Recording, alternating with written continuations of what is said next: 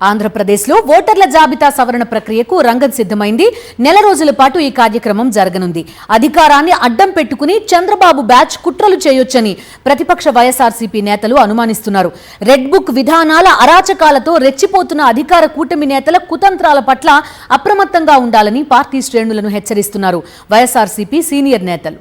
SRI ఇప్పుడు ఏపీలో అందరి నోటా వినిపిస్తున్న మాట ఇదే. ఓటర్ల జాబితా ప్రత్యేక సమగ్ర సవరణకు సంబంధించిన స్పెషల్ ఇంటెన్సివ్ రివిజన్ సర్ ప్రారంభం కాబోతోంది. కేంద్ర ఎన్నికల సంఘం ఇచ్చిన షెడ్యూల్ ప్రకారం ఏపీలో కూడా జూన్ 5 నుంచి ఈ ప్రక్రియ ప్రారంభమవుతుంది. మొదట 10 రోజుల పాటు బూత్ లెవెల్ అధికారులకు ప్రత్యేక శిక్షణ నిర్వహించనున్నారు. అనంతరం నెల రోజుల పాటు బీఎల్ఓలు ఇంటింటికి వెళ్లి ఓటర్ల వివరాలను పరిశీలిస్తారు. రాజకీయ పార్టీలు కూడా తమ పార్టీల తరపున ప్రత్యేకంగా బూత్ లెవెల్ ఏజెంట్లను నియమించుకుంటున్నారు. వీరి సహాయంతో ఎన్నికల సంఘం తరపున బీఎల్ఓలు ఓటర్ల జాబితాను సమగ్ర సవరణ కార్యక్రమాన్ని కొనసాగిస్తారు. ఈ కార్యక్రమం పూర్తయ్యాక జూలై 21న ముసాయిదా ఓటర్ల జాబితాను ప్రజల ముంగిటకు తెస్తారు. ఆ తర్వాత మరొక నెల రోజుల పాటు ప్రజల నుంచి వచ్చే అభ్యంతరాలు, ఫిర్యాదులను ఎన్నికల సంఘం స్వీకరించి వాటిని పరిష్కరిస్తారు. ఈ కార్యక్రమం కూడా పూర్తయ్యాక చివరిగా సెప్టెంబర్ 22న తుది ఓటర్ల జాబితాను ప్రకటిస్తారు. ఇది ఎన్నికల సంఘం నిర్దేశించిన కార్యక్రమం.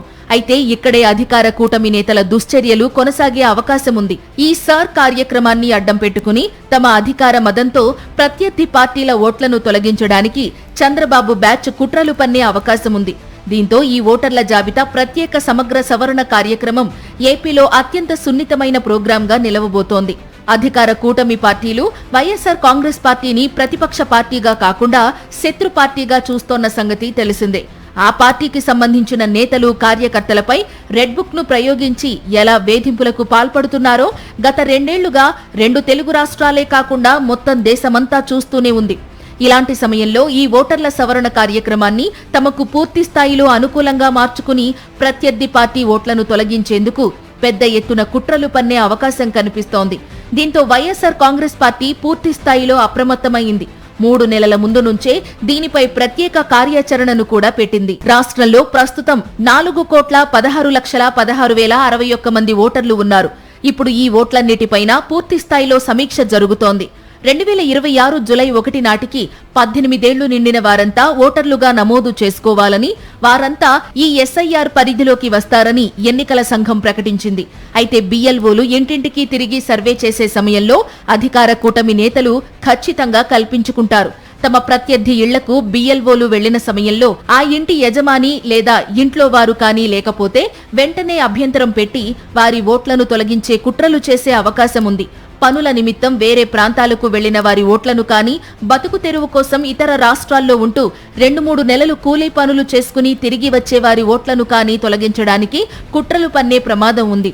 ఎందుకంటే వీలైనంత ఎక్కువగా ప్రత్యర్థి పార్టీల వారి ఓట్లను తొలగించాలనే లక్ష్యంతోనే చంద్రబాబు బ్యాచ్ ఇలాంటి దారుణాలకు పాల్పడుతుంది. కాబట్టి వైఎస్ఆర్సీపీ నేతలు అప్రమత్తంగా ఉండాలని, అధికార పార్టీ నేతల అక్రమాలను అడ్డుకోవాలని వైఎస్ఆర్సీపీ స్టేట్ కోఆర్డినేటర్ సజ్జల రామకృష్ణారెడ్డి ఇప్పటికే హెచ్చరించారు. కుట్రలకు కేర్ ఆఫ్ అడ్రస్ చంద్రబాబు అన్న సంగతి ఆయన రాజకీయ ప్రస్థానం తెలిసిన వారందరికీ తెలిసిందే. ఈ నేపథ్యంలో ఇప్పుడు ఓటర్ల జాబితా సవరణ ప్రక్రియలో కూడా కుట్రలు, కుయుక్తులకు పాల్పడే అవకాశం ఉన్న నేపథ్యంలో వైఎస్ఆర్ కాంగ్రెస్ పార్టీ అప్రమత్తమైంది. ప్రతి పోలింగ్ బూత్ మీద ప్రత్యేక ఫోకస్ పెట్టింది. చంద్రబాబు కుట్రలను గట్టిగా ఎదుర్కోకపోతే తమ వారి ఓట్లు గల్లంతయ్యే ప్రమాదం పొంచి ఉన్నందున అది జరగకుండా ఆ మేరకు తగిన ఏర్పాట్లను చేసుకుంటోంది.